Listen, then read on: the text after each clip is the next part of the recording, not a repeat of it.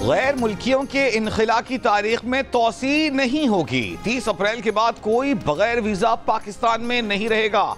गैर कानूनी तौर पर मुकीम अफगान शहरियों को मुलाजमत, घर या दुकान किराए पर देने वालों के खिलाफ कार्रवाई होगी। वजीर मुमलिकत बराए दाखिला तलाल चौधरी की इस्लामाबाद में न्यूज़ कॉन्फ्रेंस। कहा कि अफगान शहरी 40 साल तक पाकिस्तान के मेहमान रहे। 40 साल अफगान भाइयों की दिल खोल कर मेज़बानी की। 1 अप्रैल से अब तक 84,869 अफगान बाशिंदे वापस भेजे जा चुके। 25,000 से ज्यादा अफगान कार्ड होल्डर थे। बाकी लोगों के पास कोई कानूनी दस्तावेज नहीं थी। अफगान हुकूमत से वजारत खारजा से राब्ते में हैं। नायब वजीर आज़म की क़यादत में एक वक्त अफगानिस्तान जा रहा है।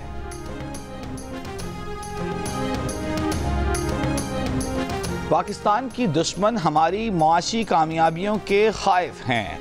दहशतगर्दी को जड़ से उखाड़ने के लिए जिहाद जारी रहेगा। दहशतगर्दों को इबरतनाक शिकस्त देंगे। दहशतगर्दी के खिलाफ बयानिए पर वफाक और सूबों को मिलकर काम करना होगा।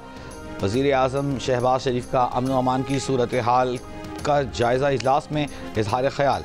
दहशतगर्दी से निपटने के लिए तमाम इदारों और सूबों की कोशिशों की तारीफ। कहा दहशतगर्द और इंतहा पसंदी के मुकम्मल खात्मे के लिए वफाकी हुकूमत सूबों की इस्तेदाद बढ़ाने के लिए भरपूर ताउन करेगी। वज़ीर आज़म की तमाम इदारों को इंसानी स्मगलर्स को कानून के शिकंजे में लाने और मुल्क के अहम शहरों में सेफ सिटी मनसूबे जल्द अज जल्द मुकम्मल करने की भी हिदायत। इजलास में वज़रा गिलगित बल्तिस्तान और आज़ाद कश्मीर के वज़राए दाखिला, चारों सूबों गिलगित बल्तिस्तान और आज़ाद कश्मीर के चीफ सेक्रेटरी और IGs भी शरीक हुए।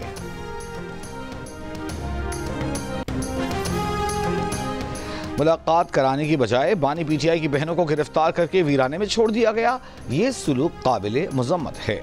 मुशीर इत्तलात खैबर पख्तूनख्वा बैरिस्टर सैफ का गुज़िश्ता रोज़ पेश आए वाक़े पर रद्द-ए-अमल। कहा पंजाब हुकूमत का ये इक़दाम अदालती अहकामात का मजाक उड़ाने के मुतरादिफ है। अदलिया आईन और कानून की पामाली का नोटिस ले। गुज़िश्ता रोज़ बानी PTI की बहनों और PTI के रहनुमाओं को बानी PTI से मुलाकात की इजाज़त नहीं मिली। रावलपिंडी पुलिस ने सबको कैदियों की वैन में बिठाकर चक्री इंटरचेंज पहुँचा दिया। PTI रहनुमा ज़रताज गुल ने कहा कि PTI क़यादत और वर्कर्स के साथ हर जगह जबर और फस्तायत हो रही है। हम में से हर शख्स हर वक्त बानी के साथ खड़े होने की कीमत चुका रहा है। बानी PTI के बहनों के साथ जो हो रहा है वो पाकिस्तान और सियासत के लिए अच्छा नहीं। हमें 4-5 घंटे महसूस रखा गया। उमर अयूब की तबीयत खराब हो गई।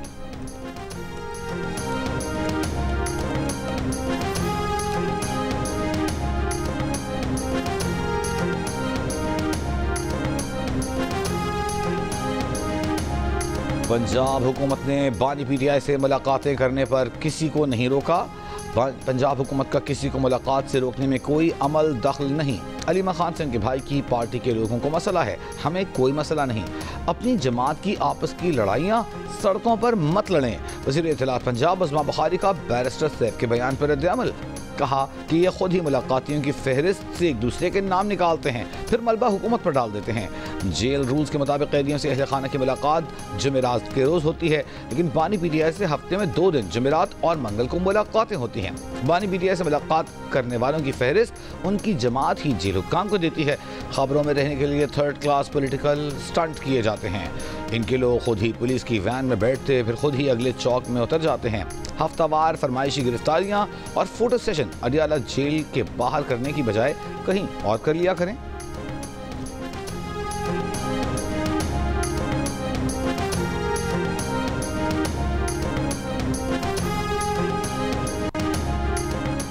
एक तरफ तबाही का रास्ता है और दूसरी जानिब उड़ान का रास्ता। हम उड़ान के रास्ते में आपके शाना बशाना है। हमारे यहाँ बड़ा चैलेंज गवर्नेंस का है। हम मेरिट को यकीनी बनाकर दिखाएंगे। वज़ीर आला बलूचिस्तान सरफराज बुगटी का क्वेटा में तकरीब से खिताब। वज़ीर मनसूबाबंदी एहसन इकबाल ने कहा कि 2018 में पाकिस्तान की उड़ान को क्रैश कर दिया गया।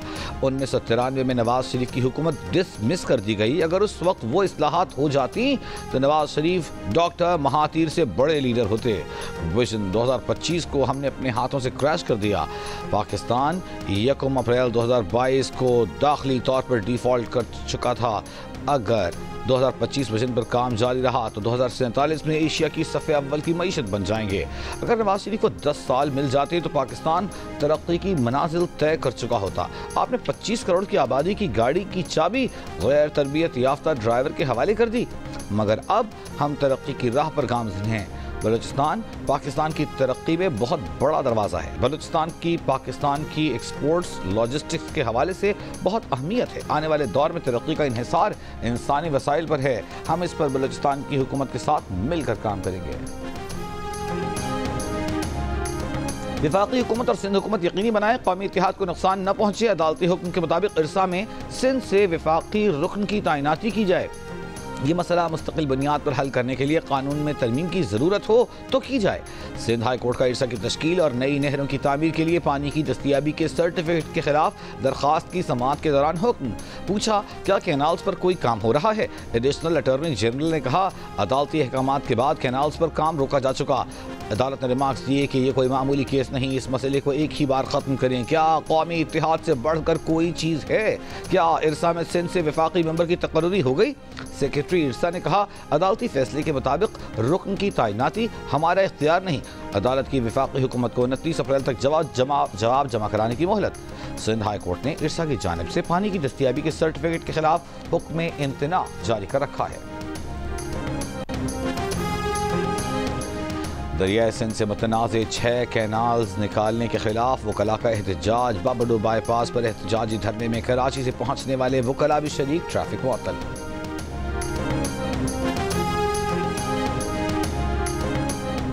हैदराबाद में हटरी बाईपास पर दरियाए सिंध से 6 कैनाल्स निकालने के मंसूबे के खिलाफ पीपल्स पार्टी के जलसे की तैयारियां जारी। जलसागाह के अतराफ मिट्टी के तूफान के बायस मुंतज़मीन को जलसे की तैयारियों में दुश्वारी का सामना।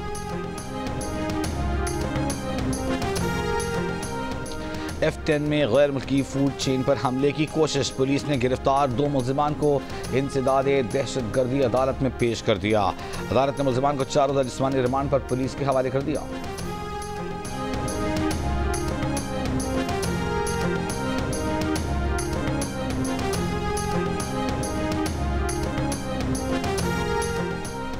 BNP की मरकजी काबीना का इजलास आज दोपहर सरदार अख्तर मैंगल की ज़ेर सदारत होगा।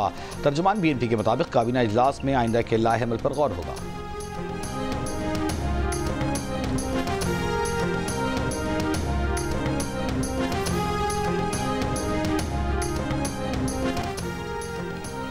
गजा पर इसराइली हमले जारी। खान यूनिस में घर पर बमबारी से एक ही खानदान के 10 अफराद शहीद। 24 घंटों में 40 फलस्तीनी शहीद कर दिए गए।